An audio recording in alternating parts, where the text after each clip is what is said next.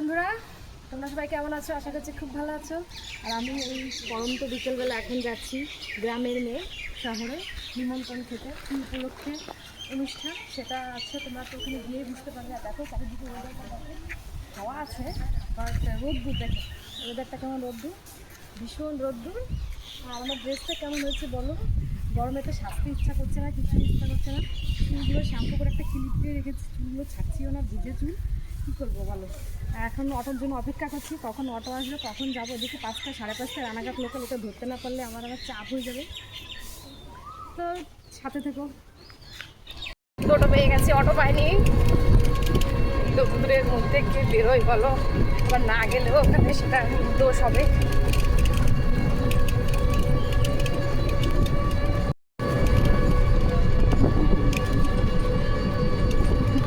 Guys দেখো কি রোদ্দুর, আমার মন তো যেতেই ইচ্ছা করছে না, তাও যেতে হবে, কিছু করার নেই। আর হাওয়া আছে অবশ্য।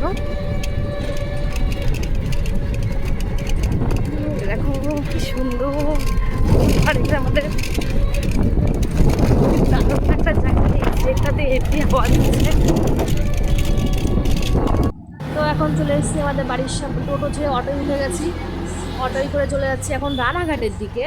তো অটোর সামনে বসেছিলাম, এই দেখো প্রচুর রোদ আর প্রচুর গরম। তো অটোর থেকে নেমে পড়ছি, এই যে রানাঘাট ওভারব্রিজ, কত বড় একটা ওভারব্রিজ, এটা তো সবাই জানো। ওভারব্রিজটা পার করে আমার এখন যেতে হবে মোটামুটি 2 নম্বরে। টিকিটটাও কেটে নিয়েছি। তো সত্যি কথা বলতে আমার না শরীরটা আর দিচ্ছিল না, মনে হচ্ছিলো যে এখানে একটু আমি বসে নিই। তারপরে ভাবলাম ও মা, বসে তো লাভ নেই, কেননা আমার ট্রেন ঢুকে গেছে। তো তারপরে ভাবলাম যে একটু পায়ের স্পিডটা বাড়িয়ে দিই, সেইভাবে চলে যাচ্ছে আস্তে আস্তে আস্তে আস্তে। দেখো কেমন রোদের তাপ। এই ওভারব্রিজে ওঠার পরে না তখন মনে একটু বসে নিয়ে কাঁচা মিঠে আমার এখন চারিদিকে দেখো নেমে গেছি আর এখন সত্যি বলছি এখন।